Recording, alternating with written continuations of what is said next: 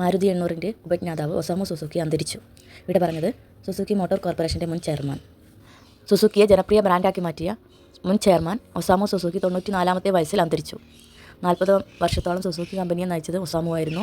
താൻ നേതൃത്വം നൽകിയ കാലയളവ് കൊണ്ട് ജാപ്പനീസ് വാഹന നിർമ്മാതാക്കളെ ഒരു ആഗോള ബ്രാൻഡാക്കി മാറ്റുന്നതിൽ ഒസാമു സുസുക്കിയുടെ പങ്ക് വലുതായിരുന്നു. ഒസാമുവിൻ്റെ കാലത്താണ് മാരുതി സാധാരണക്കാർക്ക് വേണ്ടിയുള്ള ചെറു കാറുകളിൽ കൂടുതൽ ശ്രദ്ധ കേന്ദ്രീകരിച്ചത്.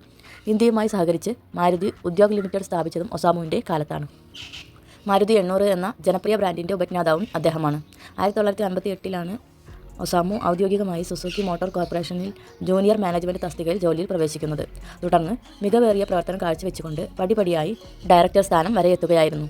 1978-ൽ കമ്പനിയുടെ പ്രസിഡന്റും ചീഫ് എക്സിക്യൂട്ടീവ് ഓഫീസറുമായി. 2000-ൽ അദ്ദേഹം ചെയർമാൻ സ്ഥാനം ഏറ്റെടുത്തു. അദ്ദേഹത്തിൻ്റെ മേൽനോട്ടത്തിൽ സുസുക്കി മോട്ടോറിൻ്റെ ഏകീകൃത വിൽപ്പന 1978-ൽ ഏകദേശം 300 ബില്യൺ യെൻ എന്നതിൽ നിന്ന് 2006 സാമ്പത്തിക വർഷത്തിൽ 3 ട്രില്യൺ യെൻ ആയി ഉയർന്നിരുന്നു. ഇന്ത്യ ഉൾപ്പെടെ വളർന്നുവരുന്ന വിപണികളിൽ ഒതുക്കമുള്ളതും താങ്ങാനാവുന്നതും വിലയുള്ളതുമായ വാഹനങ്ങൾ അവതരിപ്പിച്ച അദ്ദേഹത്തിൻ്റെ തന്ത്രപരമായ നീക്കങ്ങളാണ് കമ്പനിയെ വേറിട്ട് നിർത്തിയത്. ഇന്നും ഇന്ത്യയിൽ ഏറ്റവും കൂടുതൽ വിറ്റഴിക്കപ്പെടുന്നത് മാരുതിയുടെ കാറുകളാണ് എന്നുള്ളത് അദ്ദേഹത്തിൻ്റെ ദീർഘവീക്ഷണത്തിൻ്റെ ഉദാഹരണമാണ്.